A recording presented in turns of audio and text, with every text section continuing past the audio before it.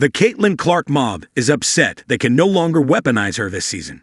Indiana Fever star Caitlin Clark has been ruled out for the remainder of the 2025 WNBA season. She has spent the majority of the season injured and going through a tumultuous rehab process coupled with failed attempts to return. She hasn't played since July 15. Clark, the 2024 No. 1 pick, had been limited to 13 games this season when she suffered a right groin injury in the final minute of the Fever's win over the Connecticut Sun. Caitlin Clark announced on social media Thursday night, "I had hoped to share a better update, but I will not be returning to play this season." Clark posted, "I spent hours in the gym every day with a singular goal of getting back out there. Disappointed isn't a big enough word to describe how I am feeling. This has been incredibly frustrating, but even in the bad, there is good. The way the fans continued to show up for me, and for the Fever, brought me so much joy and important perspective.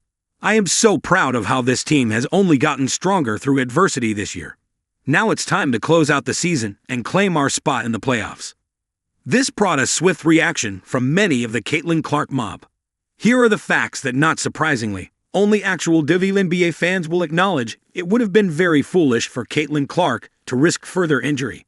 In fact, if the Indiana Fever elected to treat Caitlin Clark with the same level of medical malpractice that the Indiana Pacers did with Tyrese Halliburton, and she came back and played and injured herself worse like Tyrese Halliburton did and would have to miss the entire season next year like Tyrese Halliburton will, that would have been even more of a catastrophe, as it is for Tyrese Halliburton.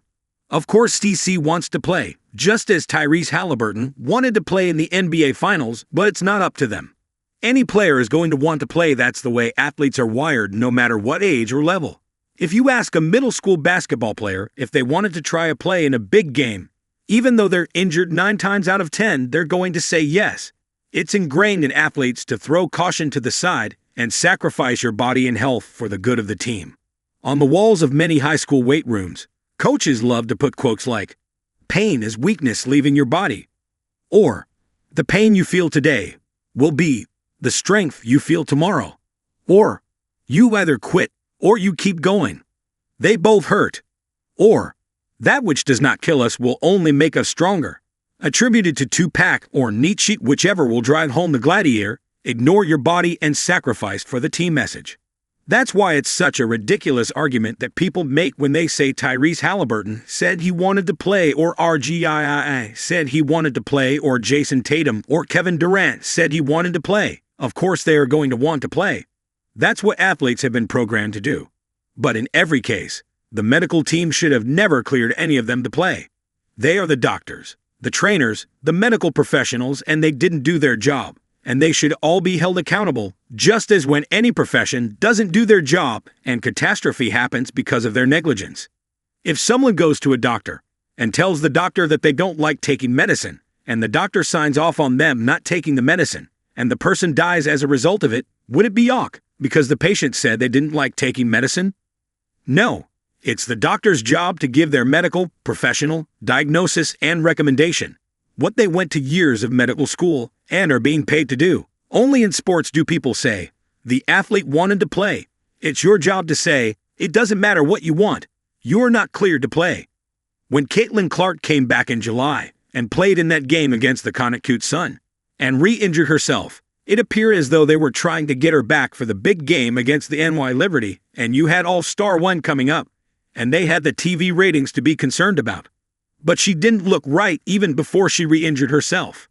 But real Caitlin Clark fans should be relieved that the Fever aren't risking her long-term health for a short-sighted goal of the current playoff position. Especially when, even if they did somehow squeak into the playoffs, would be facing one of the best, if not the best teams in the WNBA, the Minnesota Lynx, and, let's be honest, their chances of making it past them are slim to none. Maybe even less than that. Caitlin Clark fans should breathe a sigh of relief that the Indiana Fever aren't electing to treat their franchise player as dispensable. We have seen that script before with RG3, and it ruined his entire career. However, the Caitlin Clark mob doesn't care about her actual health or about her as a person. If they did, they would have listened to her multiple pleas with them to not use her to promote racism, hate, or bigotry. But just like her health, her opinion doesn't matter to them. Their only concern and desire is to be able to weaponize her as the symbol of white grievance, white supremacy, the great white hope, as the white damsel in distress who needs protection from all of the black WNBA players who want to harm her, because they hate her so much and are jealous of her. Now they can't run with any of those narratives anymore, at least not until next season. And for media people like Dick Vitale, Christine Brennan, Frank Isola, and Jason Whitlock, there will be no fouls to inflate into morality plays or on-court moments to twist into evidence of persecution. So they will have to find new narratives to promote. Or they will completely ignore a sure-to-be exciting WNBA playoffs with multitudes of ultra-talented players altogether. Pay close attention to which one they choose.